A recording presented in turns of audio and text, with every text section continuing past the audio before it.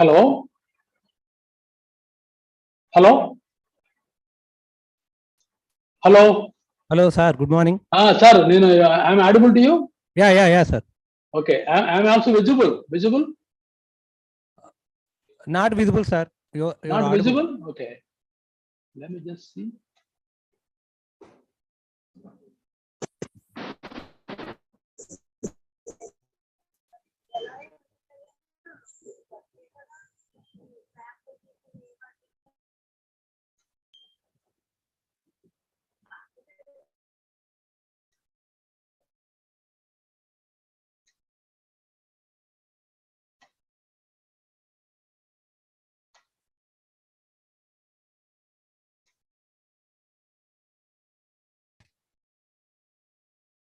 Sir, good morning to everybody. Good Hello. morning, sir. Sir, Satyanarayana, good morning. Good morning, sir. Just I'm just having some problem with the video. Morning, I'm just sir. checking it out. Respected director. Very good morning, sir. Hello. Hello, Satyanarayana. Sir, good morning, sir. Good morning. Just I have some issue with the very video. Yeah. I'm looking at that. Sir, if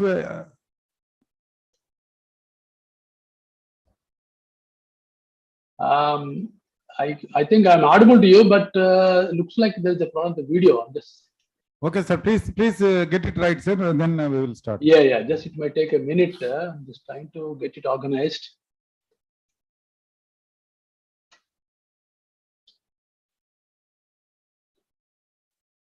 I'll just re-log in. Let me re-log in.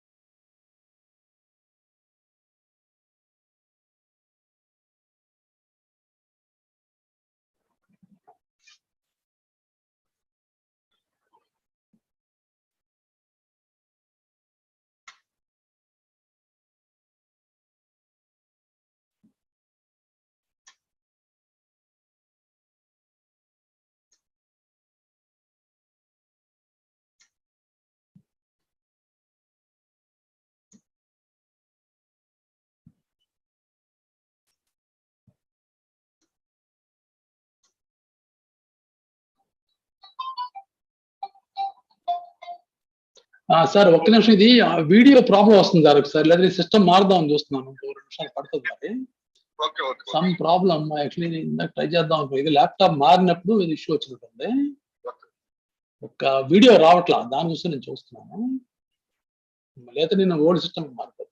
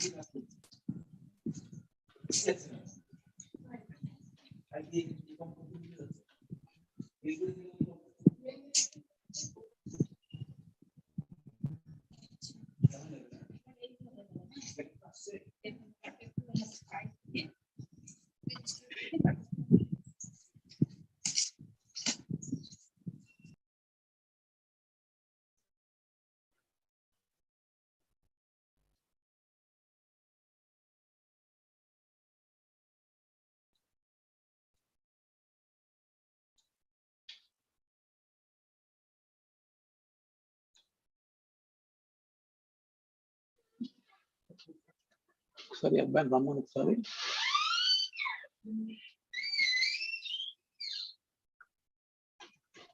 ఆంగ్లేయులు రమ్మని ఒకసారి.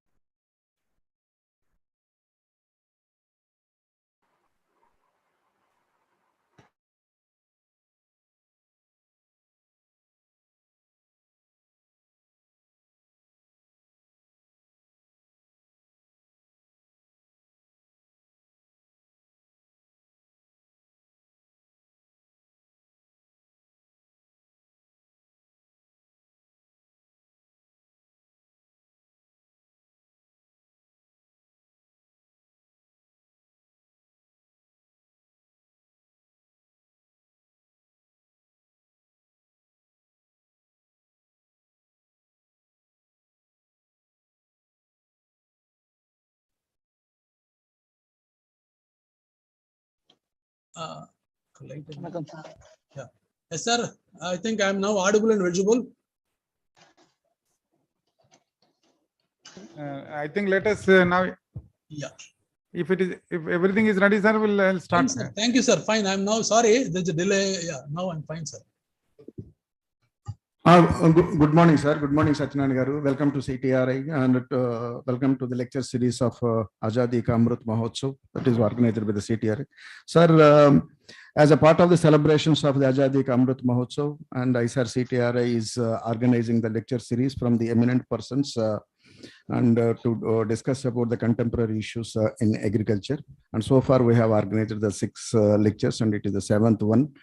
And this particular lecture is coinciding with the our activities under the crop diversification and intensification tobacco growing areas to augment the farmers' income, culminating with the week of the World No Tobacco Day.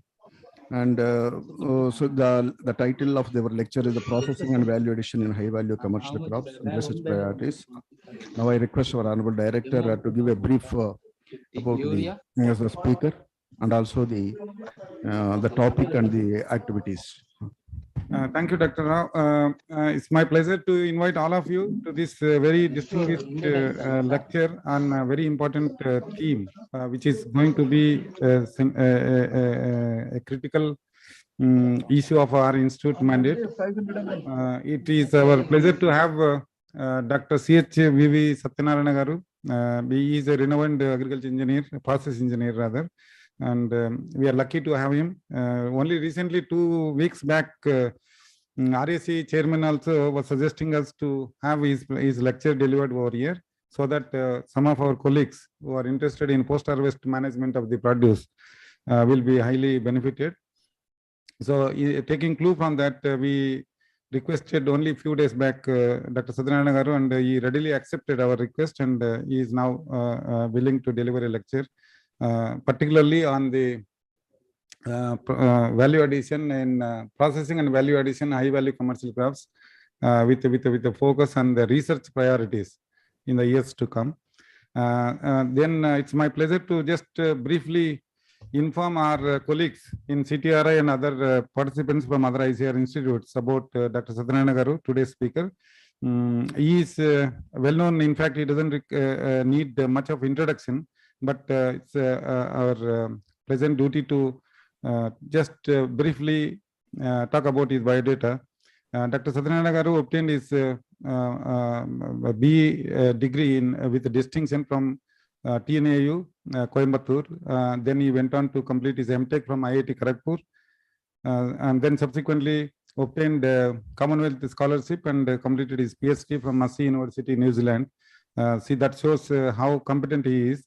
And immediately joined the service, professional service, starting from training assistant, assistant professor, scientist and senior scientist, and principal scientist at PhD, AICRB and PhD, and then associate dean of 2 colleges. That is again a rare distinction, College of Agriculture Engineering, Markasira and Bapatla. Then he is presently associate dean, professor, and university head at Dr. NTR College of Food Science and Technology, Bapatla. This is his little background about this, and his contributions are very large in number. But to mention few, developed a large-scale drying crop drying system such as barn drying, multi-purpose polyhouse solar drying systems with the capacity ranging from up to 12 tons. Then developed and popularized 6 post-harvest equipments. Probably during his lecture we will be able to come to know about the post-harvest equipments that he has developed. As he has got 2 patents and more than 30 years of teaching and research experience, published more than 35 peer-reviewed journal articles, besides several books, chapters, and technical bulletins. Expertise is the precise expertise is on the post-harvest processing, food process engineering, equipment development, membrane-based separation technologies, food extrusion technology. Is also having the reputation of being on the several national international committees, particularly the one he is a member of the scientific panel on milk and milk products, Food Safety and Standards Authority of India, Government of India, for 2 terms. That is again rare achievement from 2014, 15 to 2019. He is a member and chairperson of the several committees constituted by the ICAR-NIRCA Agriculture University and the state government. Presently, he is also chairperson of the Indian Society of Agriculture Engineering AP chapter.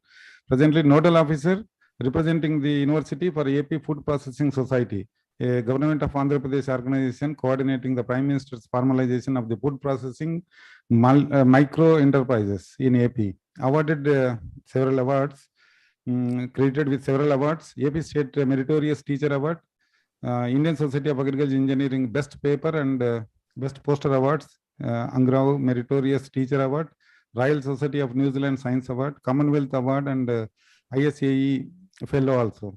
Obtained and completed 7 externally funded projects. Again, that's a good sign, and he has generated the external funding to the tune of 1.3 crores. This is a good achievement.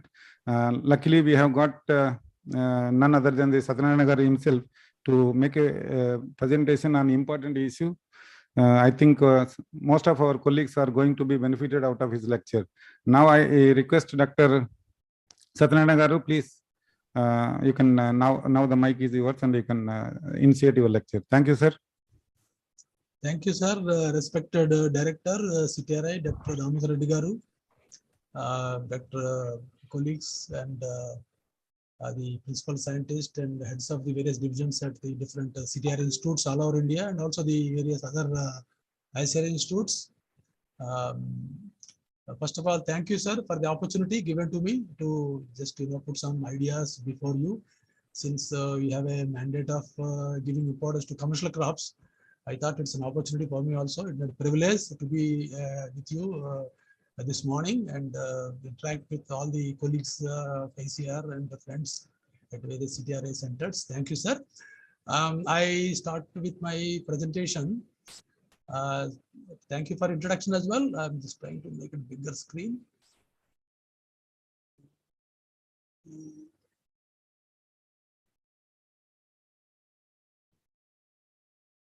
Yeah, sir, now it's I'm audible and visible, sir. The screens are you are able to see?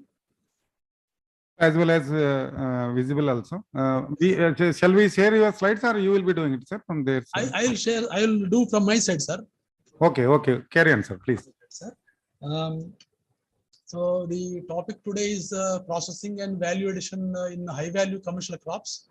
And the main focus is on research priorities. So I'm trying to outline the talk. Please share the slides, sir. Just 1 minute. There is some problem here.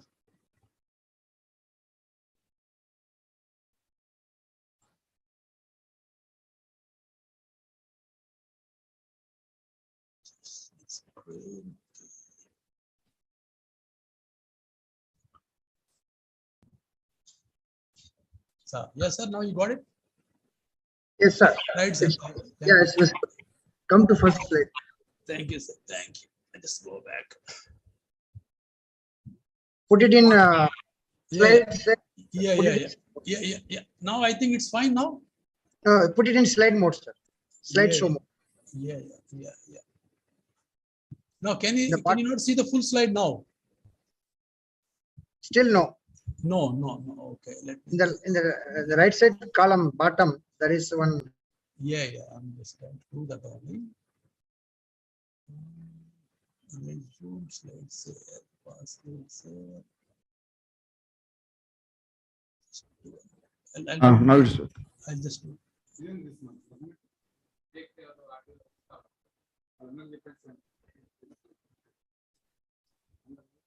Can you see now? No. no. Okay, just a minute.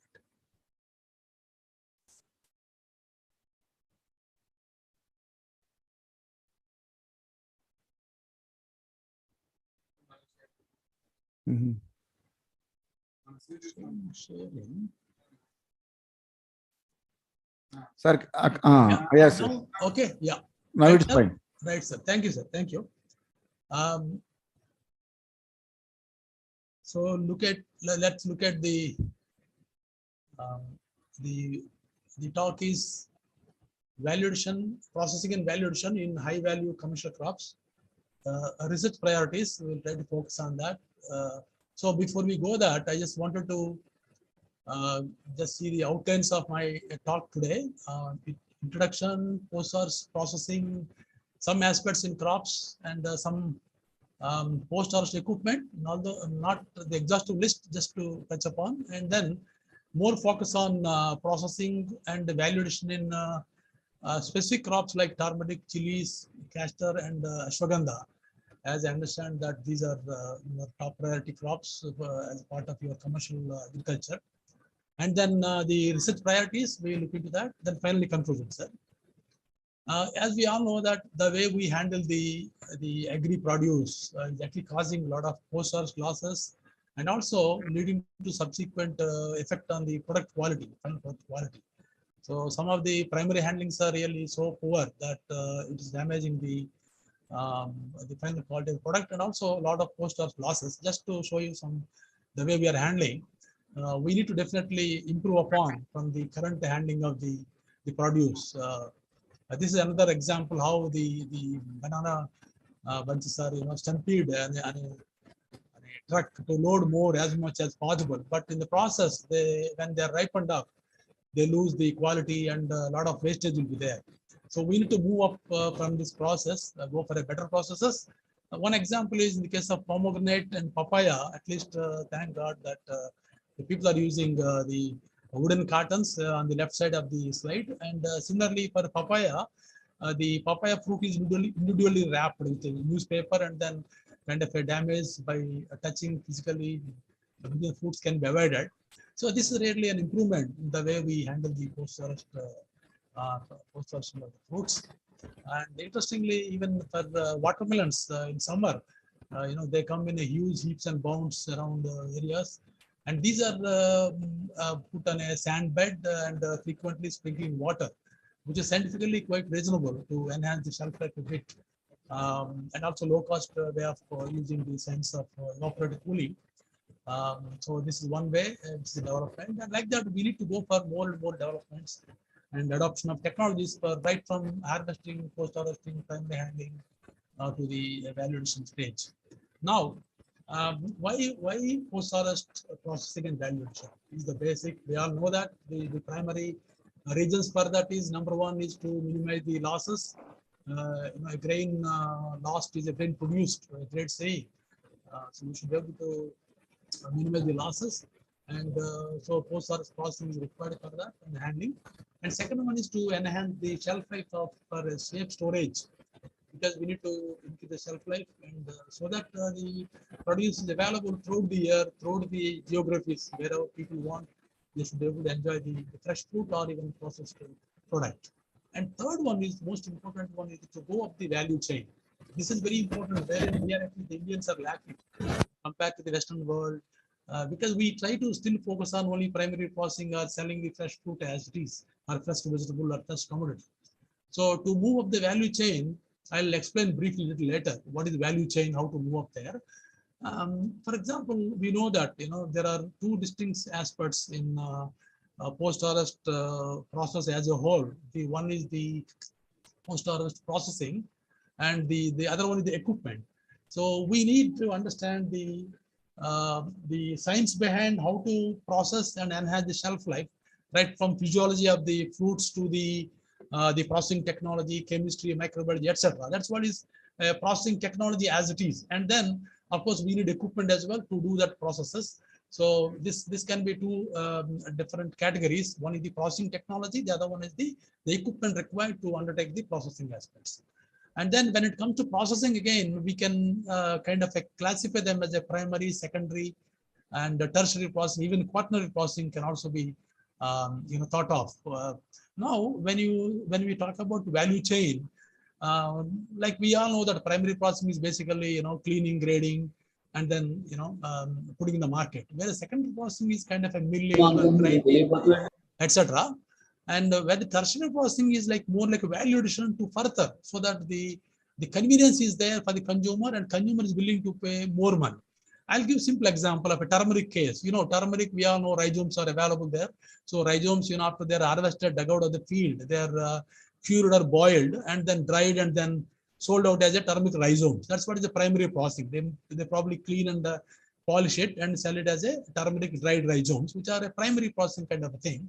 Whereas secondary processing is like, you grind it, make it into powder, sell as a turmeric powder, or even blend with other spices and then sell as a curry blend or any kind of a spice blend mix. That is a secondary processing. Well, tertiary processing is something like extract the curcumin, which is a very active ingredient of the turmeric, and then put into encapsulated form so that the consumers can use it as a OTC drug, over-the-counter drug, for developing immunity or kind of as a anti-cancerous, a therapeutic medicine. So that's what the Japanese are, importing our turmeric and then converting into oleoresin and then to curcumin and then capsulating it and selling back to India.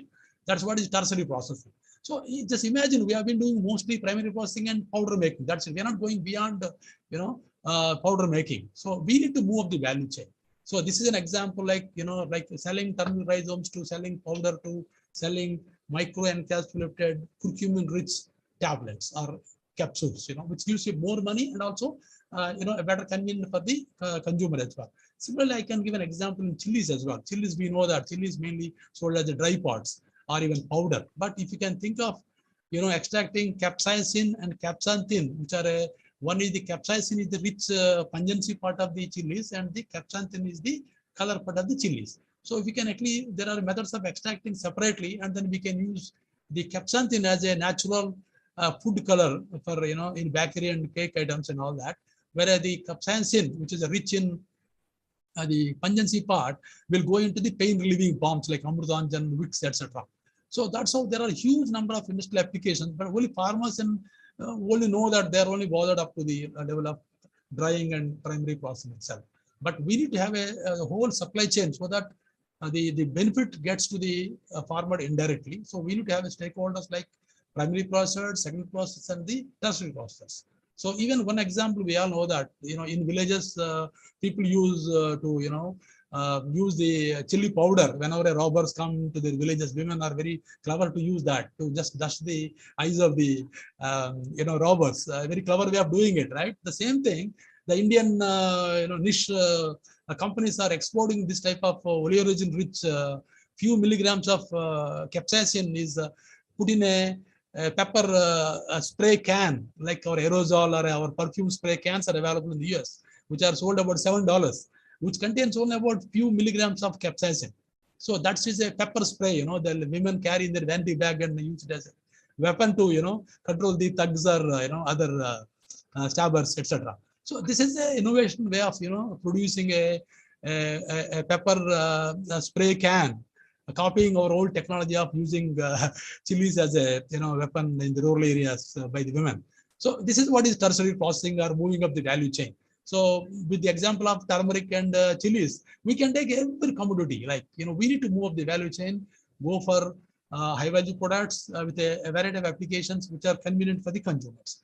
So that's where we talk about tertiary and quaternary processing. Then we all know that the commodities by classification, the staples, mainly the ones which have a reasonably good shelf life like grains, pulses, oil seeds, and tubers, whereas the other kind is the perishables, which are highly have a limited shelf life like fruits, vegetables, dairy, meat, etc. So we need to have a value addition processing technologies depending upon the kind of the raw material we have. And also the post-war losses are quite alarming, as high as even 30-40% in fruits and as low as 5% in the case of grains and cereals and pulses. But thank God, with the intervention of the ICAR system and some adoption of technologies, the losses are coming down, which we need to really focus more on. That this is one aspect of reducing the post-RF losses. There are so many ways of doing it. Then there are reasons for poor shelf life. One major thing is the high moisture content, which is a water activity, which is a major culprit, reducing the shelf life of the commodities. And the other biological reasons are hydrolysis, respiration, etc. For example, loss of carbon dioxide, water, weight drying out, or softening of the tissue, discoloration, sprouting in the case of onions and potato. And of course, microbial damage or spoilage, either it is a pathological damage or a spoilage organisms. And there are number of reasons for cause of deterioration. Just to quickly look at the basics, the metabolic changes like respiration, ethylene production, compositional changes, of course, growth and development, bruising and other mechanical injuries in handling, and moisture loss by way of transpiration, physiological breakdown and pathological breakdown, decay kind of things. All of them spoil the commodities, leading to post-work losses. Then another important thing is the respiration rates. Actually, we can classify the commodities or the commercial crops based on the respiration rates. Respiration rate is measured in terms of the carbon dioxide release, milligrams of CO2 per kg in 1 hour at about 5 degrees centigrade is the standard. And we can classify these commodities as either very low or very extremely high respiring commodities. So on the top of the table, very low is the less than 5 milligrams CO2 per kg hour, which are mainly nuts and dates. Whereas on the other hand, extremely high commodities are greater than 60 milligrams of CO2, like asparagus, mushrooms, peas, spinach, and sweet corn, etc., tend to respire quite aggressively, and they seem to have a very low post-harvest life. And in between, you have the moderate respiration rates like carrot, cabbage, tomato, and banana, etc. So we need to understand the physiology of these commodities and then properly handle them after the harvest. Of course, there are so many ways of procedures to control the water loss. The one approach is treatments applied to the commodity itself, like curing of certain commodities like onions and also turmeric. They have to undergo this process or blanching, sometimes we call it, to inactivate the enzymes. Of course, waxing of fruits and vegetables, very popular, like apples are waxed to reduce the respiration rates or water loss, and also the oranges are waxed, and proper packing with a moisture barrier films, and of course avoiding physical injuries and addition of water in some cases to some commodities to keep the moisture retention. And of course, the another way is to manipulate the environment by way of control of the relative humidity, either managing the air movement or moisture movement, or maintaining small temperature between the packaging and the refrigeration condition, wetting the storage room, use of packaged rice sometimes, or even sprinkling of produce with water, like I think I have shown the watermelons example. Of course, sometimes even control of air, water, velocity, exchange rate will also be useful to regulate the moisture loss. And of course, refrigeration is a well-known way of preserving the foods. We all know that. In addition to that, one can do the treatments to further enhance the shelf life, like curing, cleaning, waxing, use of growth regulators, use of other chemicals, addition of ethylene, gamma radiation, fumigation, etc. And also sometimes manipulation of the environment, like proper packaging, controlled atmospheric packaging, or a modified atmospheric packaging. These are some technologies wherein we manipulate the environment within the packaging so that shelf life can be enhanced. Of course, low pressure storage, sanitation procedures, explosion of removal of ethylene. Sometimes even there are chemicals available which are acting as a scavengers of ethylene and CO2. Those chemicals can be packed within the larger wholesale pack of the product, so that we can regulate it. We can enhance the shelf life. And of course, when it comes to the ripening and degreening, which is a process of ripening the fruits and sometimes degreening it, these are we use mainly ethylene at a certain ppm, if the certain exposure time at a certain ripening temperature as shown in the table.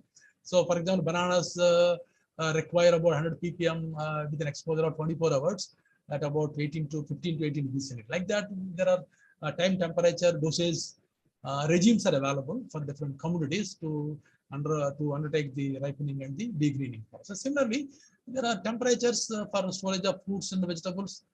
They vary quite a bit. Mainly the relative humidity, temperature are important, specific to certain fruits and vegetables. And for fruits, actually, the temperature range is less than 0 to 30 degrees centigrade, with a humidity of about 80 to 95%, and which will lead to storage life in terms of weeks from 1 to 32 weeks. In case of apples, it's quite high with this kind of conditions. So normally fruits require high humidity and lower temperature up to 30 degrees centigrade, 0 to 30. Whereas the vegetables, on the other hand, require slightly lower humidities and also slightly lower temperatures, and the shelf life will vary depending on the type of food. Just I wanted to show you the different conditions of the humidity and the temperatures, and those are some of the storage conditions. And then when it comes to the post-harvest equipment which are required for primary handling, cleaning, grading, etc. of various commodities, I'm just giving some examples only. It's not not an exhaustive list.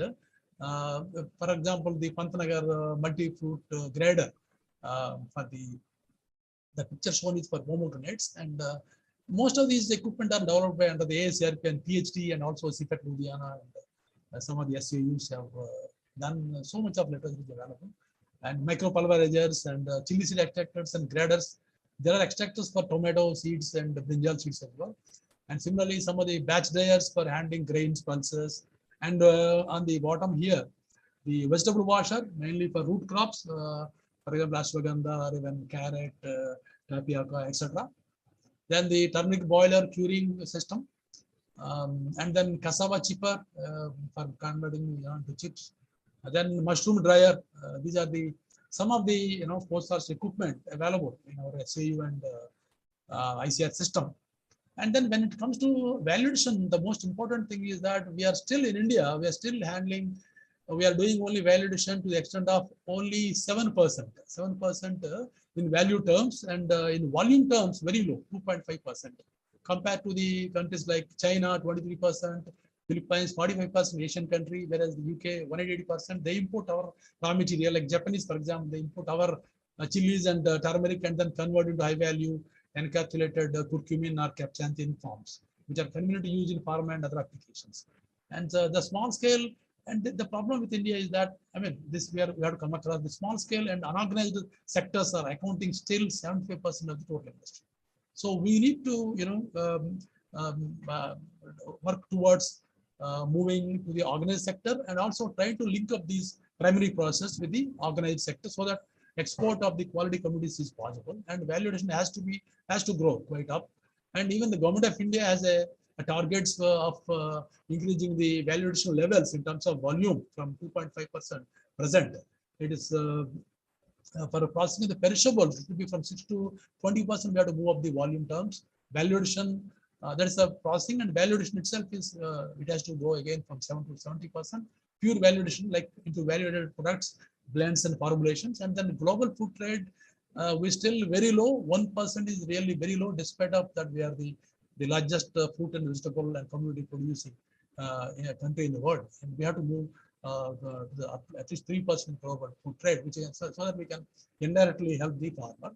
And there are potential products like food products, like orange, mango, not the fresh form, but there are a lot of valued products like pulp, etc. And the vegetables like tomato, onion, this top story, that TOP top, tomato, onion, potato. These are the important perishable products which may even affect the government's ruling. Every time we have a problem with these three vegetables, which are essential for all Indians. So the government of India has some mission to do some post-harvest enhancement and value addition in these crops, and to enhance the shelf life of the tomato, onion, potato. Similarly, vegetable oils, we all know the story of vegetable oil nowadays. The price have gone so much. We heavily depend on the palm oil from the Indonesia and Malaysia. And spices, cereals, whatnot. We have a quite range there. Now, just to quickly show you the processing and value addition in focus with horticultural crops. The major steps are dehydration of fruits and vegetables, producing fruit leathers, powders, and the canning is an important operation for fruits in sugar syrup, or the vegetables, they are in brine, salt solution. And fruit pulping is very important, and in fact the Chitturu is a leading mango pulping area in India itself. They produce pulp and supply to all these Coca-Cola and PepsiCo for producing slice and mango maja, etc. And even this pulp is used as a topping in ice cream, as ingredient for various other food products. So we need to think in terms of can we produce intermediate products or ingredients so that they can go into the larger food industry. We don't have to make everything at the farm level itself. We can actually produce a convenient intermediate product that can be taken up by a commercial processor or an exporter. Then, of course, jam jellies, classical retail products are available there. And another thing is the modified atmospheric packaging system to enhance shelf life by pumping in some desired levels of nitrogen and CO2 in the packaging system.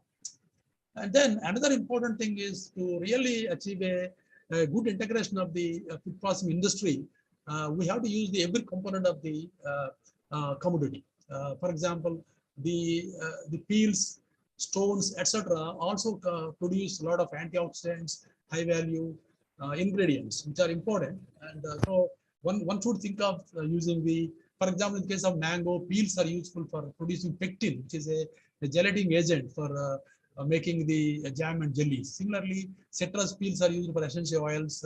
Even our tamarind, after taking the tamarind pulp, the tamarind seed kernel has got a very high value starch, which is used for making the instant starch for the ready-made garments. So these unique starch available in the tamarind seed kernel. Like that, there are so many types of the unedible parts which can be converted into high value added products. So we need to focus on wealth from waste, making use of the every component.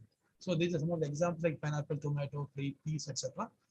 And then, so that's what I thought I would share some of the basics of some information about the process of losses, respirations, technologies, products available, and all that.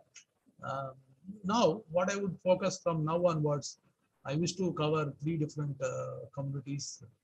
The first one is the turmeric, which is a very important crop, and we are the largest producer in the world, and China is second one. So this is a typical cluster of turmeric rhizomes. We all know that, and of course, sacred spice of India, curcumin longa, and mainly grown in Andhra Pradesh, Maharashtra, Odisha, and 95% of the consumed is within the country. Only 5% is exported in very high value forms like the oleoresins, mainly located in Kerala. They are actually taking most of the raw produce from Andhra and Tamil Nadu and Kerala and other Odisha, and converting into the valued products and exporting it, and it's fetching foreign exchange. European unions mainly absorb this 50% of our exports, mainly for their pharma application, medicines. The uses are many, like natural food colorant, flavorant, in the processed food, sauces, meat, fish, dairy, confectionery use, and also as a dye in natural dye for cotton textiles, paints and varnish industry. And importantly, medicinal plants as a volatile oil is as a kind of antiseptic and healing agent, and antioxidant properties due to its phenolic characteristics of the curcumin, which is an active ingredient. And then of course, cosmetics, sentimental value in facial creams, ointments, paste, etc. There are many applications. Just to look at the processing flow chart, for the traditional method is to fresh turmeric rhizomes are cleaned, washed, boiled or cured so that the starch is gelatinized and a proper color development will take place. And then heaping and sun drying, polishing to remove all the corky layer on top of it, grinding and powdering and receiving and packaging takes about 10 to 15 days. Whereas the improved method is one concept is that instead of without curing, without boiling, they directly take the fresh rhizomes, grading, separation, slicing, and drying, and then dried turmeric slices are ground into powder. There is one observation or a finding with this is that when you avoid the curing, you try to get a good aroma, and or the retention of the curcumin is quite high in that.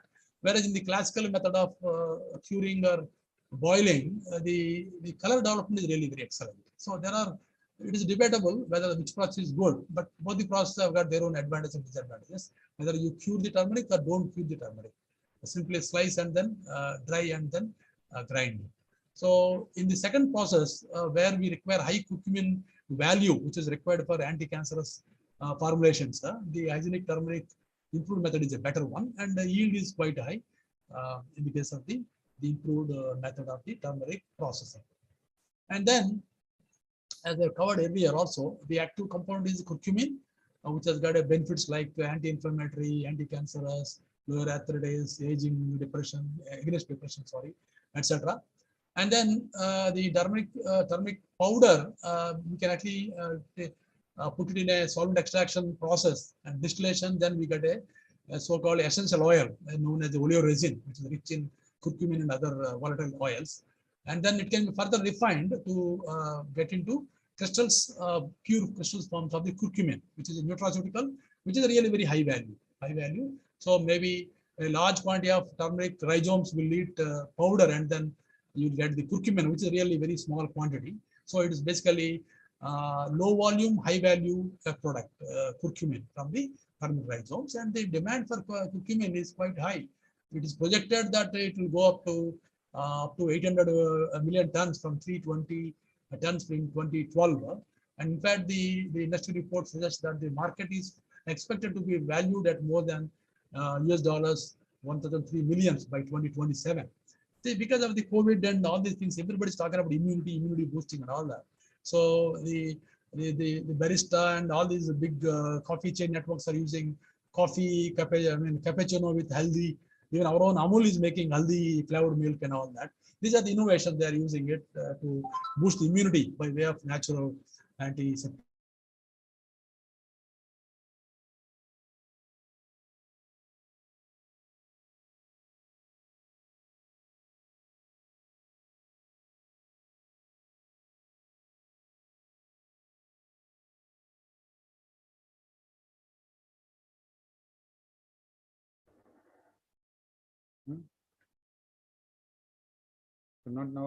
not audible అని చెప్పండి కొంచెం close అయిపోయింది.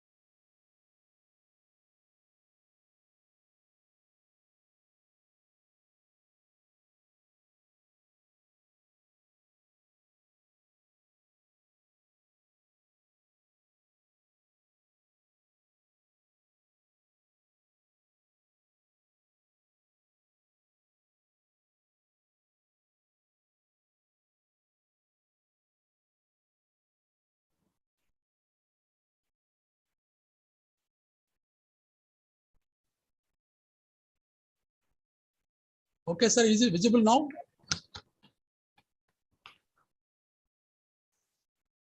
Sir, can you see the slide?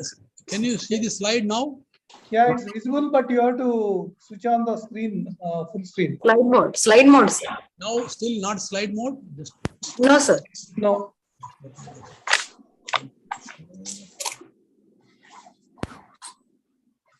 Screen show. You have to switch on the slide show. Right, sir. First, is it okay now? No. Yeah, now it's. Yeah, it's okay. Okay, sir. Thank you. Sorry, there is some problem. I don't know. Now I'm audible anyway. Okay. Right, Yes, sir. sir. Right. Please carry on. Okay.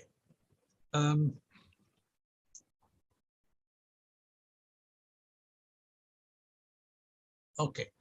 Now, anyway, just to continue with the quality parameters, cooking or the curing of the turmeric is an important aspect, which basically does the job of gelatinizing the starch and development of the color.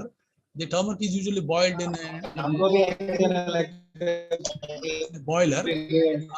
These are the a boiling tank normally used for boiling the turmeric rhizomes. These actually small tanks with the perforations. They are actually kept in the larger tank where the water is boiled, and then they immersed for about half an hour to cook the rhizomes, and then taken out and then sun dried.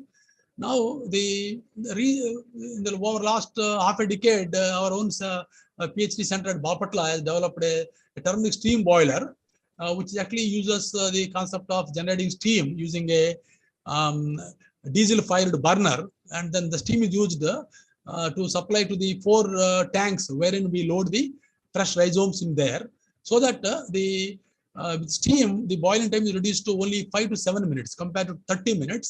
So the quality is better, time is reduced, and so this is what the typical tractor-drawn mobile turmeric steam boiler. This works on the principle of a diesel fired burner. And later there is another system using the crop biomass or the crop residue. By burning it also we can generate the heat and then steam.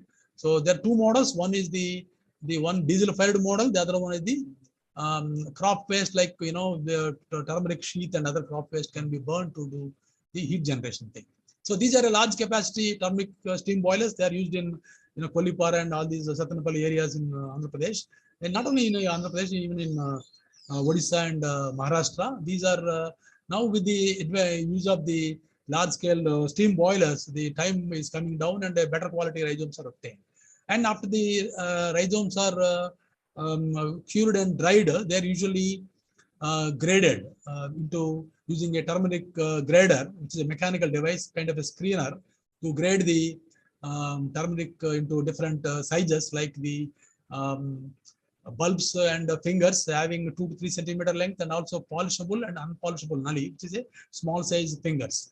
And this grader does separate into 4 grades: the bulbs and fingers, mainly for crop use and also for a low quality color purpose. And the fingers having more than 3 centimeters tend to get a better price, whereas the polishable nulli and unpolishable nulli tend to give a lower quality powder.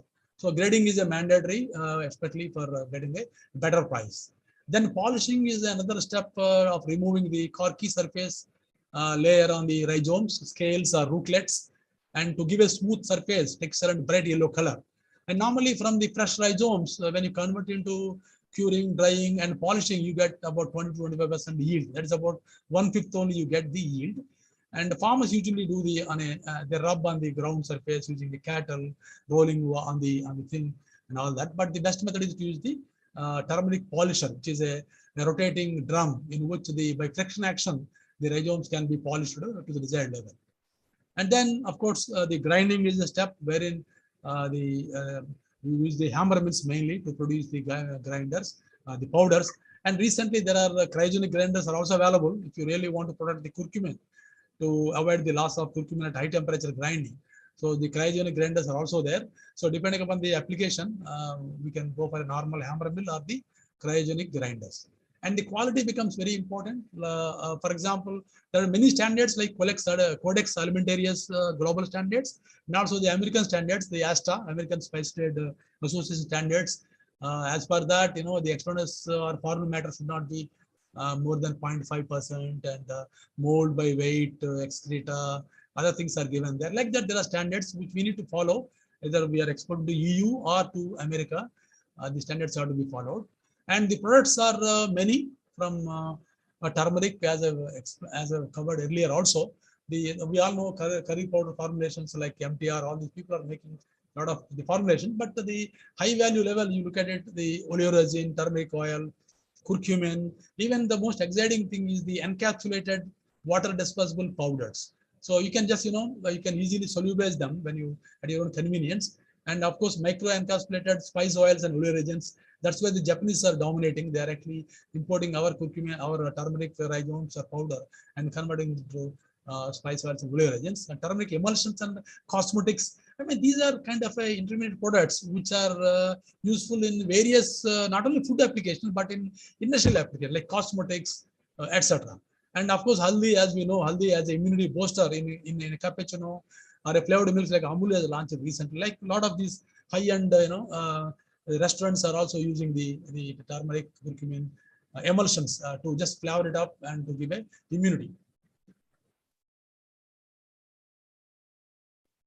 Then we'll move on to the next commodity, chilies. Wherein we have mainly in Andhra, Kerala, and Tamil Nadu, Rajasthan. We have a lot of chilies in there, and products are many. Again, chilies, we only know the chili powder and paste, and probably, but the other high value side, we have the chili oleoresin, chili seed oil, chili color, capsanthin, which is purely color, does not have any pungency part of it, and these colors are preferred as a food colorant for the bakery cakes and topping of the cakes, etc., which is totally natural color, like your hibiscus or marigold, but this is coming from the chilies.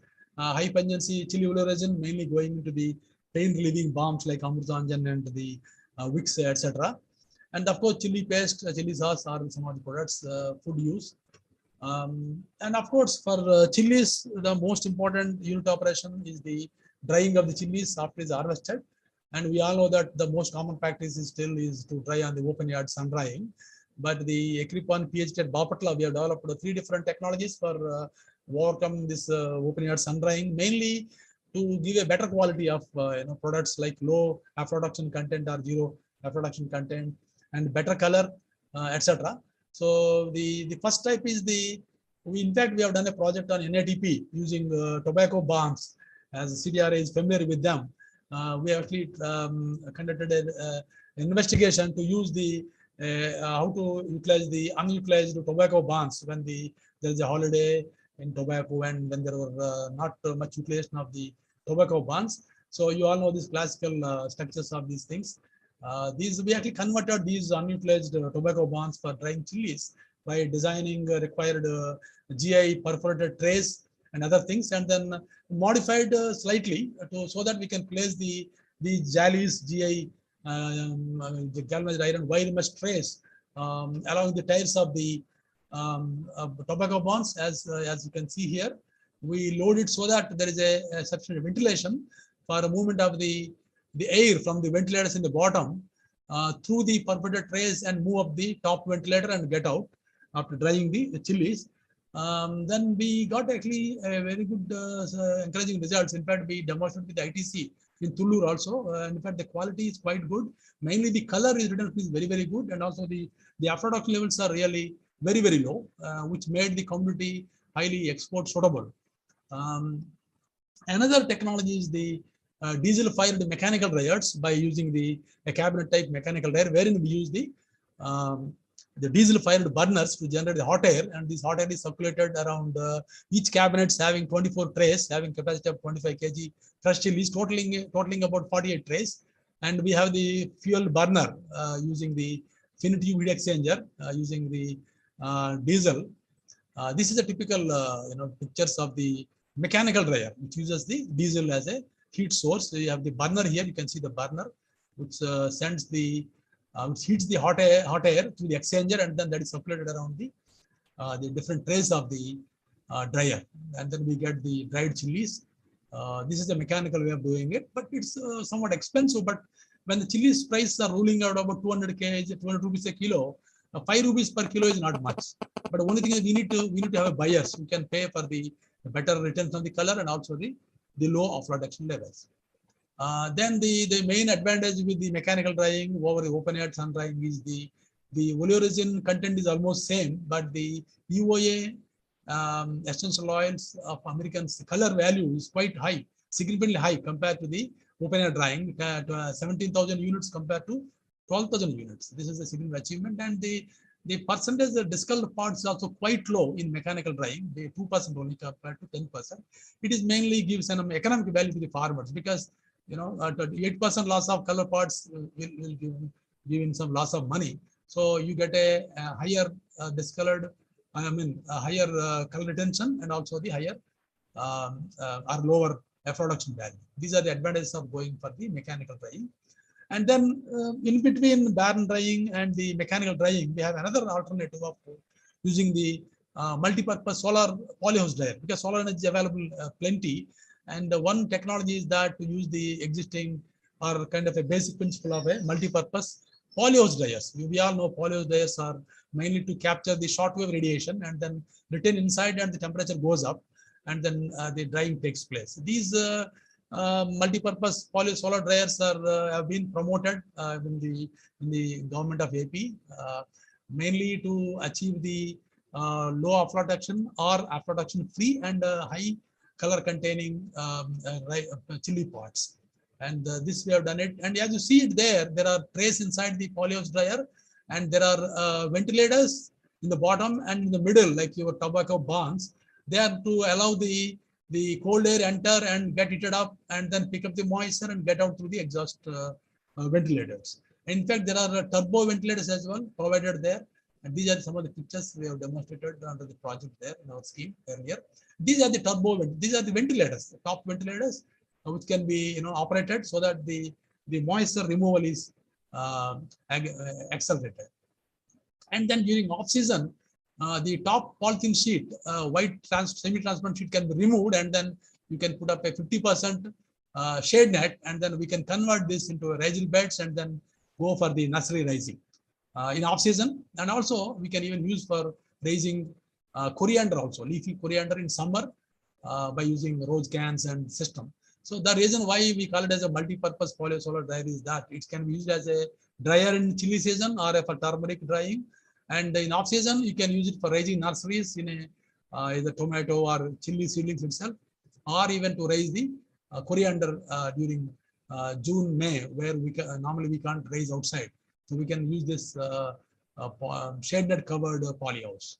So with that, by multi-purpose polysolar dryer, we can actually make it useful for about 10 months in a year. And the payback period is only about 1 year. The investment is about 1 lakh, 1.1 lakh, and the payback period is only 1 year. And people in Kaza, in Guntur district, they are using it successfully for all the 3 purposes. And later on, we modified this to reduce the cost further. The trays were removed, and then straightly we can spread the chilies on the floor itself, on a tarpaulin sheet, and then floor, and then cover inside the polymer dryer, mainly to reduce the cost of the dryer. And then a large scale 12-ton capacity multi-purpose polyhouse dryer for chilies was established in Pratipadu, in Guntur district, having a series of turbo ventilators. This can give a very large capacity drying system. And this is one classical example. We can actually scale it up to a larger level. In fact, these type of dryers are used not for chilies alone, even for aqua fish products in Visakhapatnam, and also farmers are using in Nujwood area of Krishna district for drying green amchur, green mango powder, for drying sliced green mangoes. So this is a general, simple solar based polyhouse technology. By properly operating the ventilators, we can actually dry communities, even jaggeries granular jaggeries being dried in Anakapalli area as well. And then these are the details about the capacity, specifications, number of wire mesh and all that. Of course, as I mentioned earlier, the nurseries can be raised in this by replacing the polythene sheet with a 50% shade net. 67,000 seedlings can be raised in a pro trays with a coco peat mass during the July-August season. And this can give an additional income to the farmers. And then finally, these dried chili pods are normally stamped in a gunny bag in the mornings when the moisture is, when the humidity is high. To avoid the breakage, farmers try to, using their feet, they climb up the gunny bag, and then do it, which leads to contamination and difficult to do by the farmer. So we have developed an alternative of the compaction cum bagging machine for dried chilies using hydraulic press that's been shown here, just to increase the capacity and also better packaging of the chili pods. And then the third crop of our interest is the castor. The valuation of castor is also important to give a remunerative price to the farmers.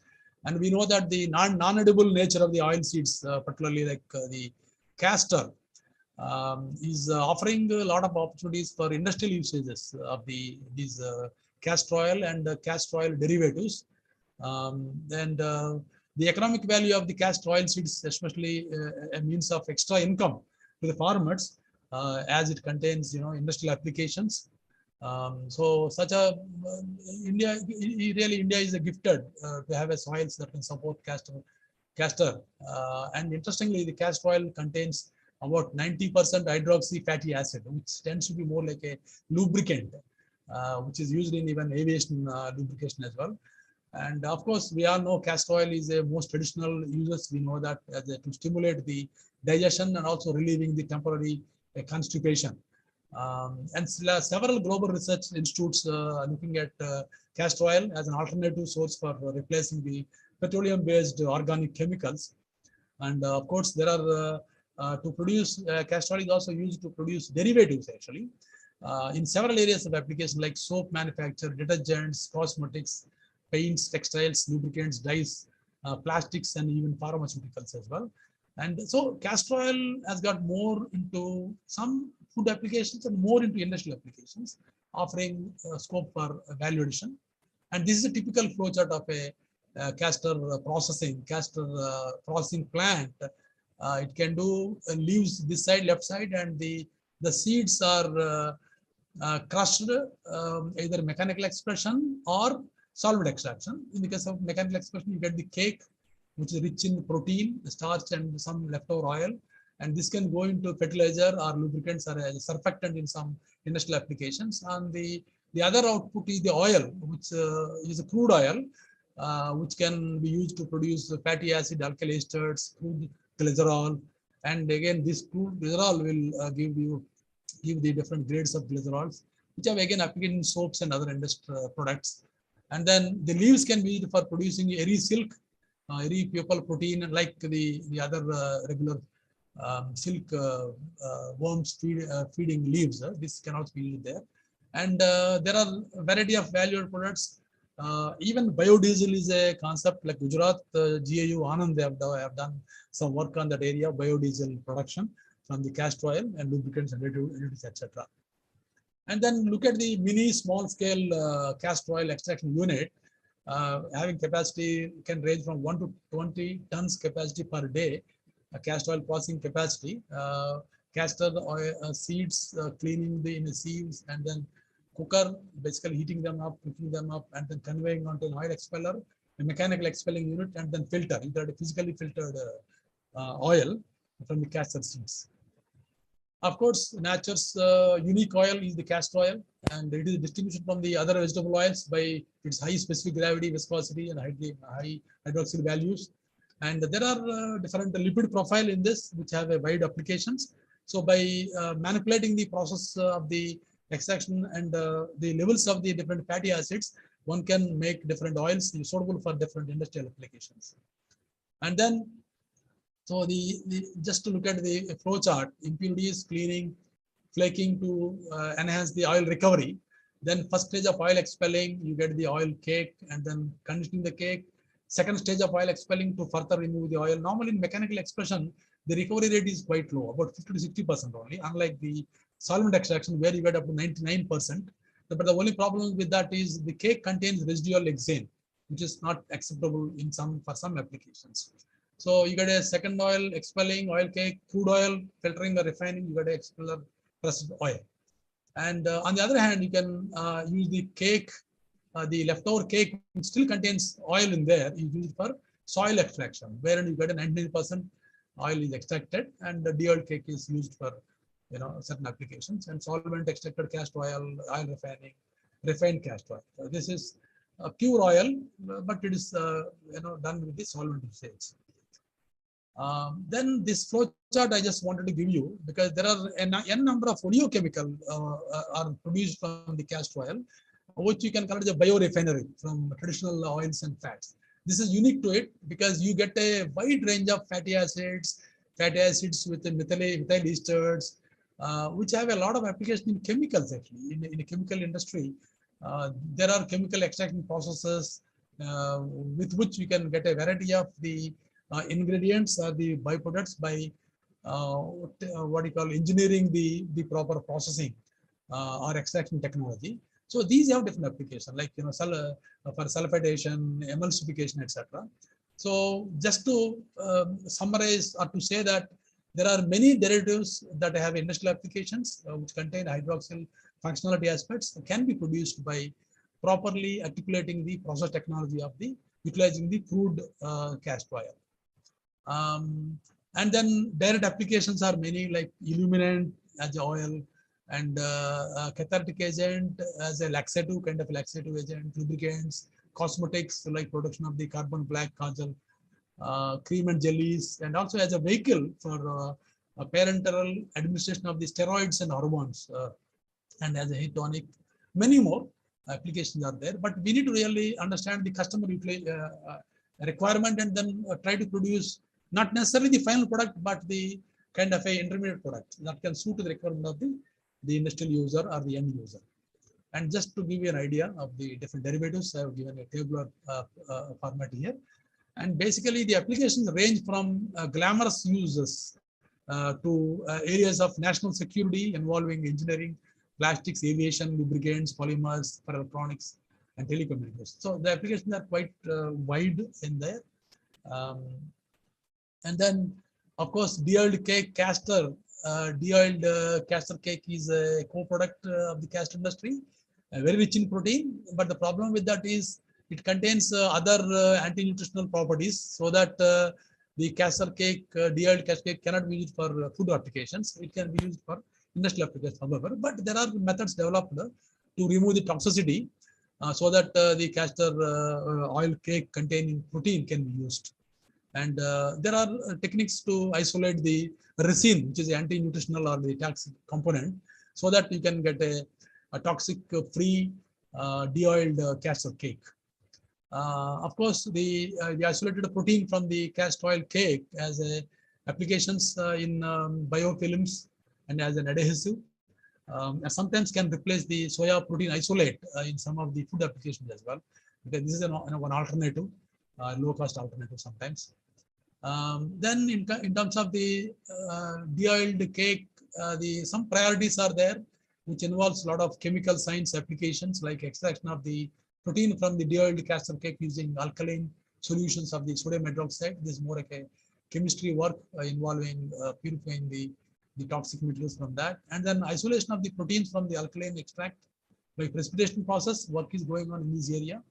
And the third is the preparation of the biofilms and the adhesive-based castor protein isolate or soya protein isolate, and you can blend them to get a desired biofilm characteristics, because everybody now talking about the biofilms are the biodegradable films, which we can produce it from these castor protein isolates.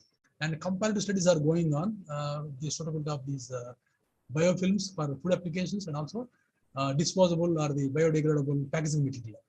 And of course, the scale up of the process and for commercialization are required. They are mostly done on a pilot or lab scale right now.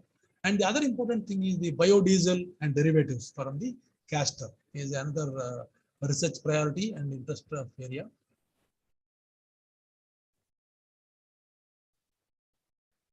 And of course, these are some of the castor oil as a feedstock for lubricants and greases production. So these some of the possibilities. They are under in research in various institutes, like Institute of Chemical Technology. Some of the institutes are focusing on that producing of the derivatives from the castor oil. And then the final one is the ashwagandha. I think this is also one of the important commercial crop, which can be an alternative to the tobacco. And we all know that ashwagandha is by ashwa, horse, and gandha smelling. It's got name by due to the smell of the roots are resembling the sweating horse, ashwagandha. And currently around 200 traditional medicinal formulae are prepared in Ayurveda, Siddha, and Unani systems using this plant. And all the plant parts are created with the medicinal properties. And to increase the red blood cells, increase the iron in the blood level, and it acts as a immunity booster and mainly alleviates the anemia.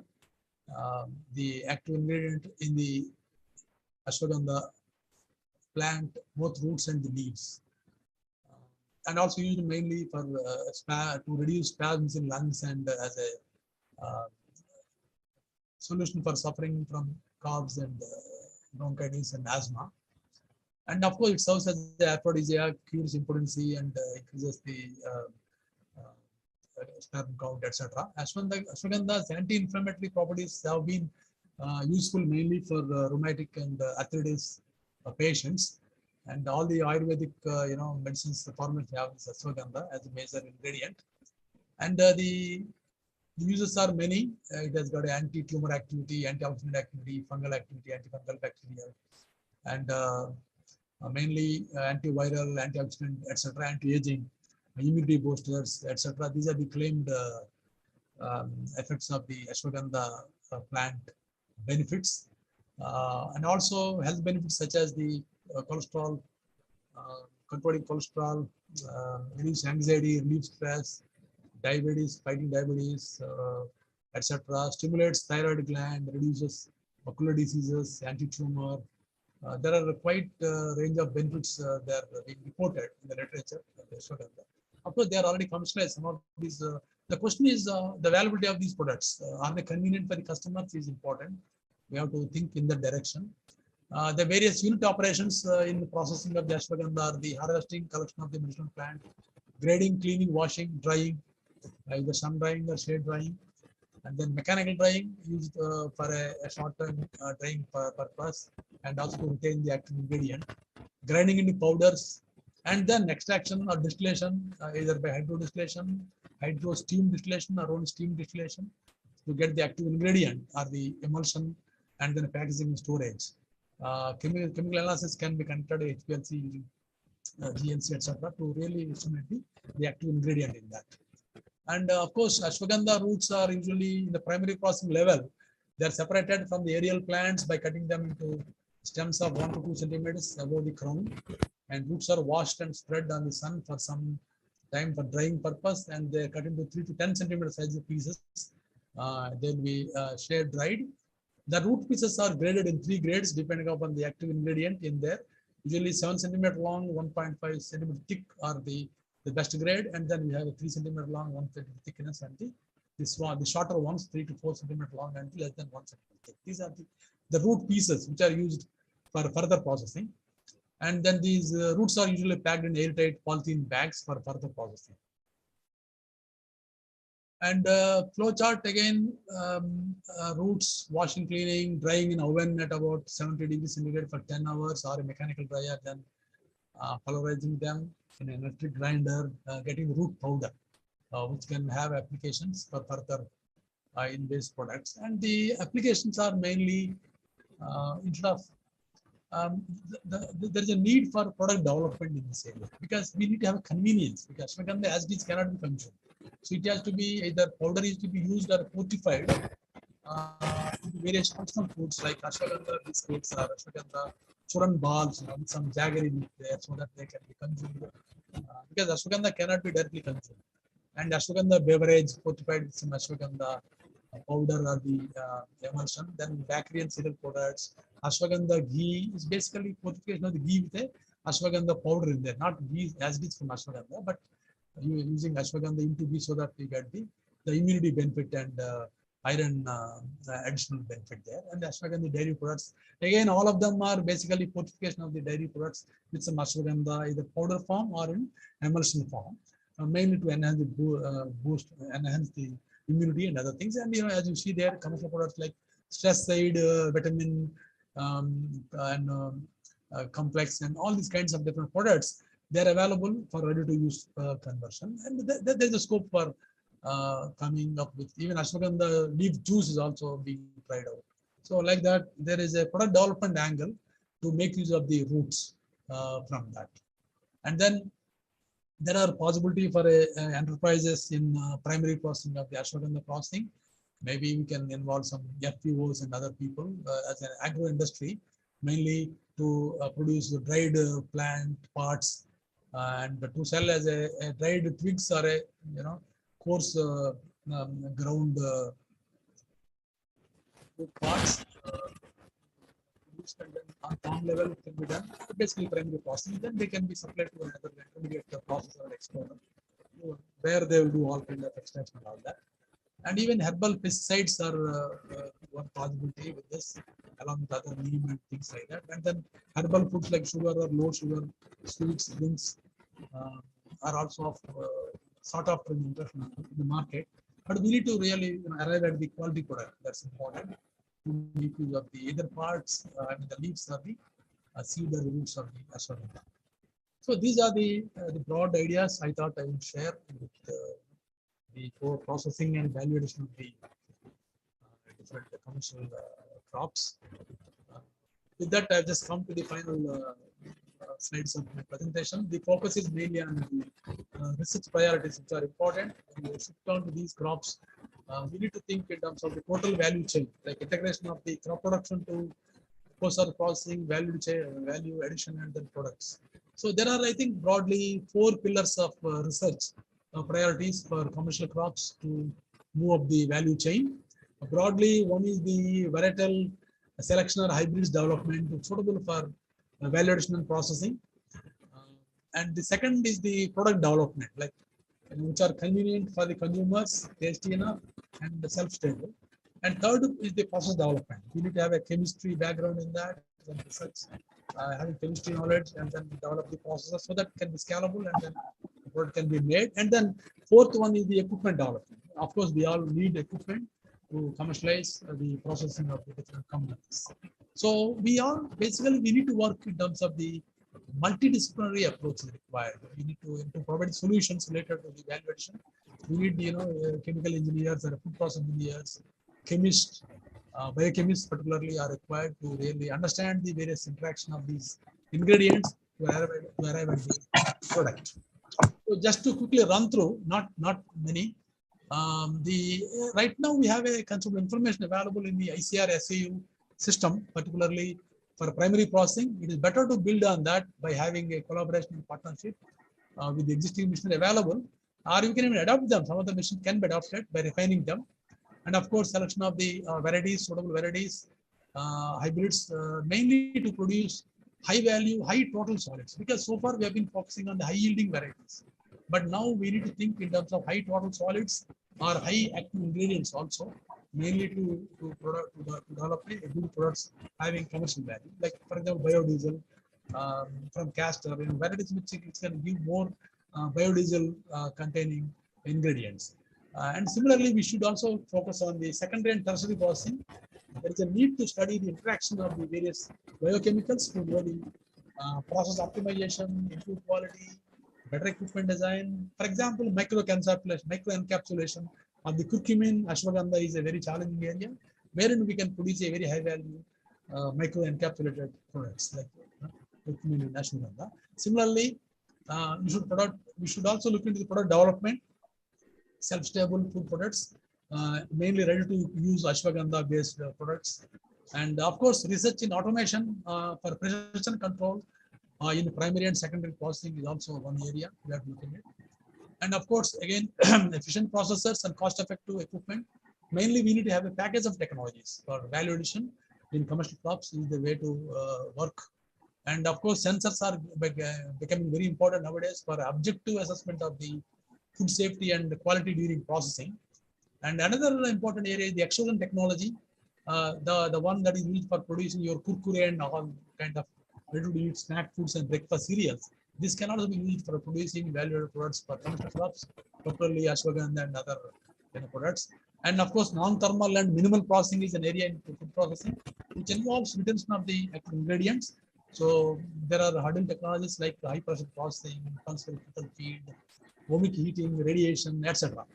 Of course, the artificial intelligence and machine learning is a new area of computer science, wherein using this one, we can build expert systems so that every time you do it, you actually assess the quality assessment using image processing or computer vision. We can actually objectively measure the color, texture of the product using the artificial intelligence and machine learning. And of course, finally, we have to use the every part of the plant material. So that's what is the recovering the wealth from the waste, peel, non-edible parts during processing has to be accounted for, and we need to develop technologies for recovering the waste from the non-edible parts. Then finally, storage and packaging studies for shelf enhancement and sustainability. So these are some of the broader areas required for doing it. So just to conclude my talk, last slide of the talk is, there are challenges in processing and value addition of the commercial crops, such as the turmeric and ashwagandha. And definitely process, product and equipment development would go a long way to make farming remunerative and by the value chain and venturing forward indirectly.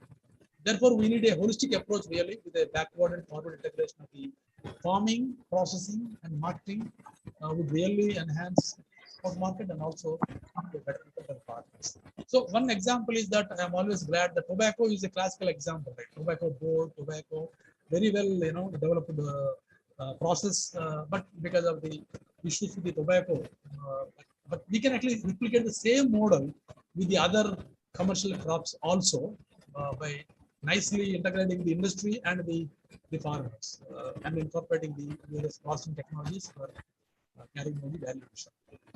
in the commercial crops. So you have a great strength of tobacco example. Since there is a problem with tobacco, you are moving over the high value crops. So the same model can be definitely replicated by undertaking the process development, product development, and equipment development, and linking up the farmer with the export. So that's how I think there is a huge scope in this area. So with that, I conclude my talk and thank the organizers for giving me the opportunity. Thank you very much. Thank you.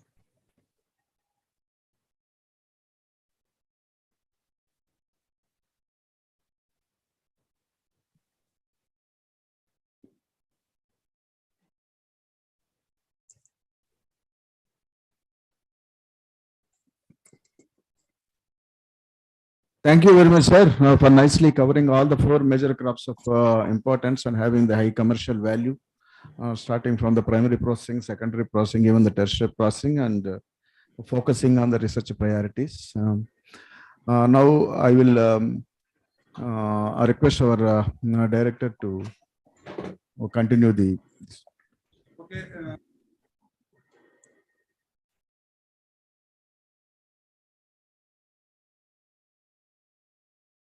Agree to clarify some of the doubts that my colleagues might be having. You are most welcome, sir. I'll request all my colleagues to raise pointed queries in case if they have got any doubts or any clarification, or they need any additional information on any issue relating to the lecture. So now it is open for discussion. Sir, you may please clarify them. Sir, good afternoon, sir. Hello. Yeah, good afternoon. Please go ahead. Sir, myself Ramesh, sir. I have one doubt in turmeric processing, sir. Okay. In conventionally using by cooking and then drying. In your import method, it's saying sir, you say that some slicing and drying. Yeah. Is there any change in curcumin content? Yeah, there are reports that the curcumin content is retained in this process. Yes. Okay, thank you, sir. Sir, Dr. Manivel from Vedasandur. This last slide, whatever the research priorities which you have mentioned is worth to look into. So my request is that can you able to give some light that to which institute we can easily collaborate with this particular aspect, and is it possible to collaborate with your own institution, sir, for this work,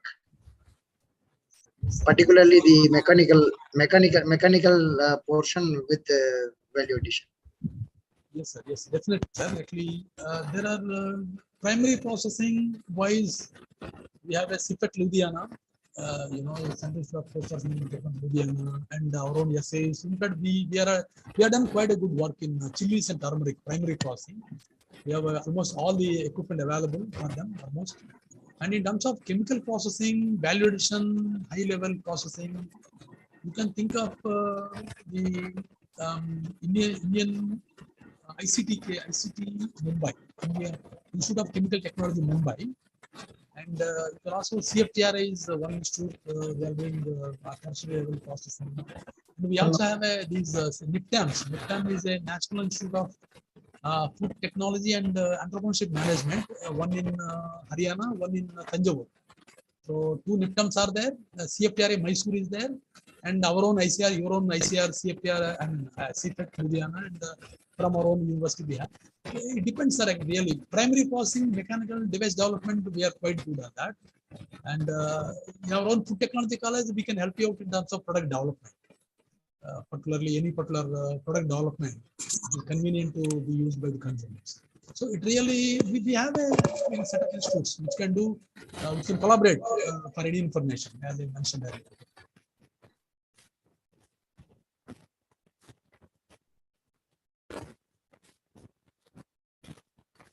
Dr. Sachinarayana, this is Sridhar from CTRI.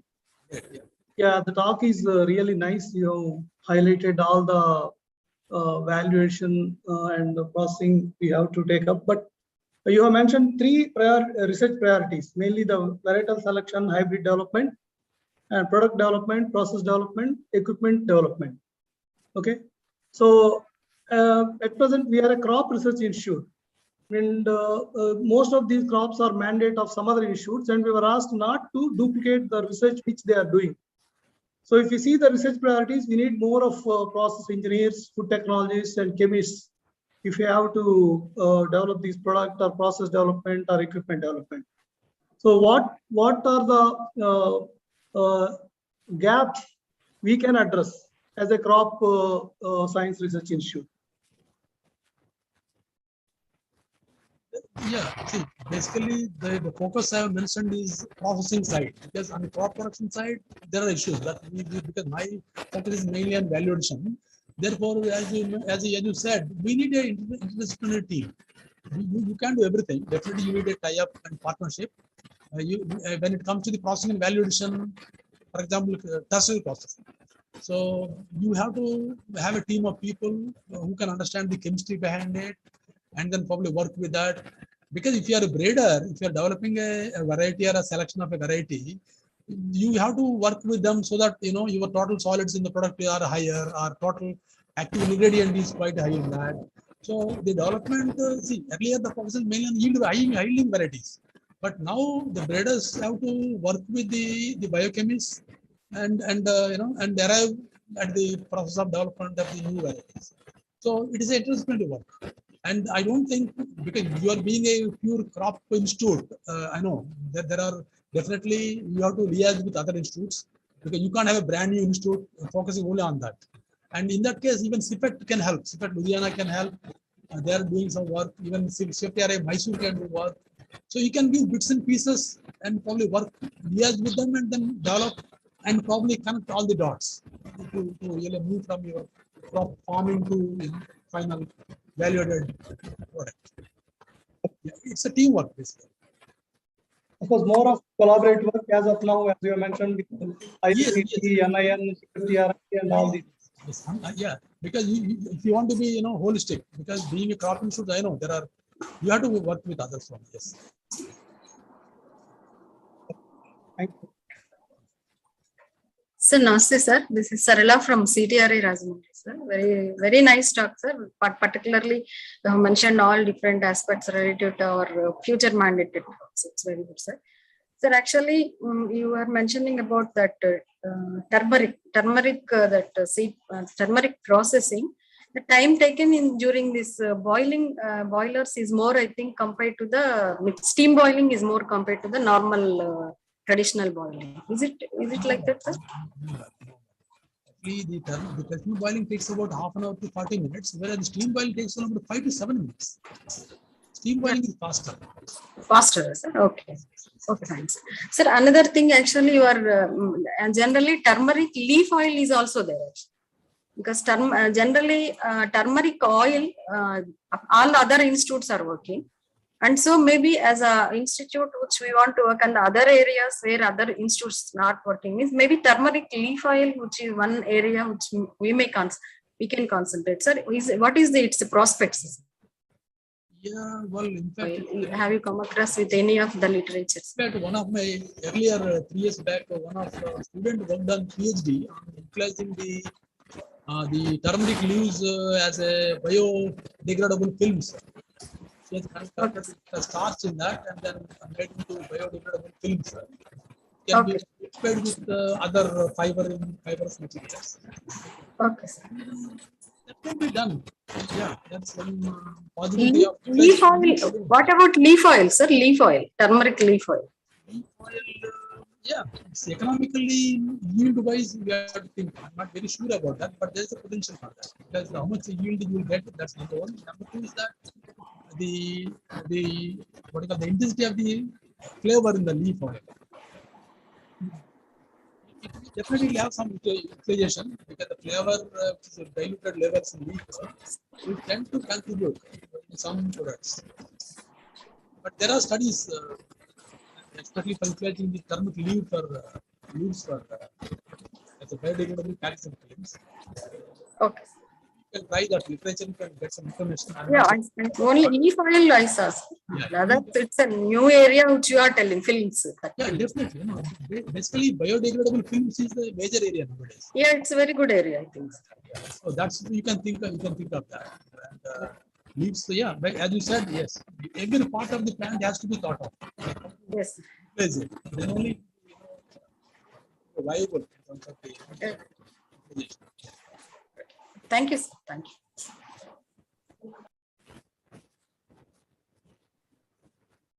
One last question, anybody?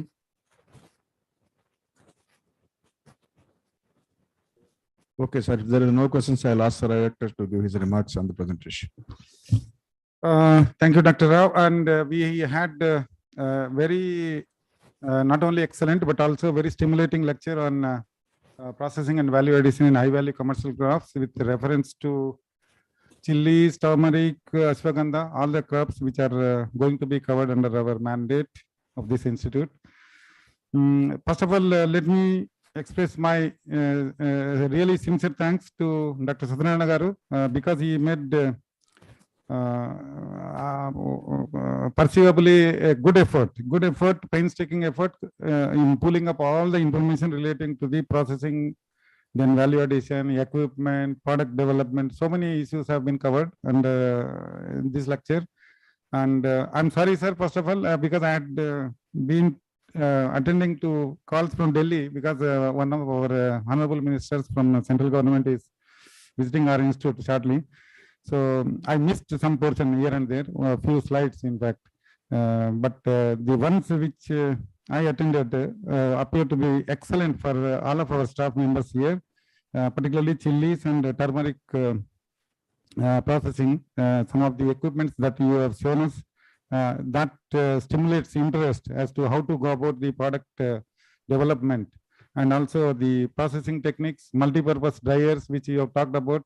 We were also contemplating some, but since we are not professionals in that area, we were in a very nascent form we were discussing. But now with your lecture, some of the doubts that were there in our mind were now cleared.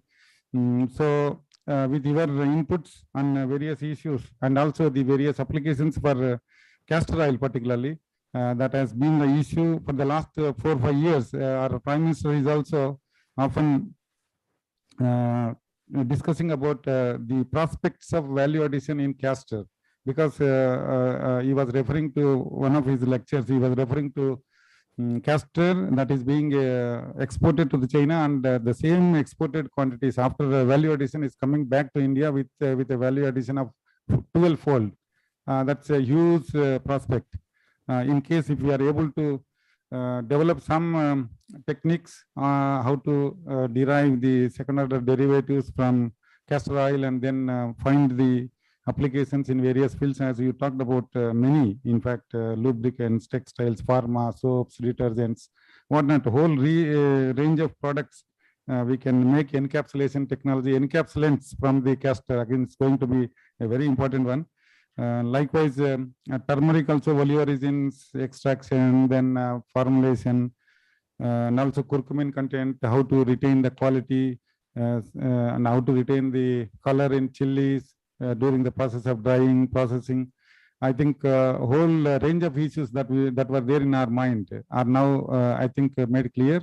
Probably our scientists will take advantage of this and initiate really high quality research in some of the identified priority areas, because we have already made an exercise to identify some of the researchable issues, priority areas. I think it's immense benefit for all of our scientists in this institute. And not only in this institute, sir, there are participants from other institutes also who are attending this, particularly few people who are interested in chili and turmeric. I think many of the colleagues who are attending from other institutes are also taking advantage of your lecture.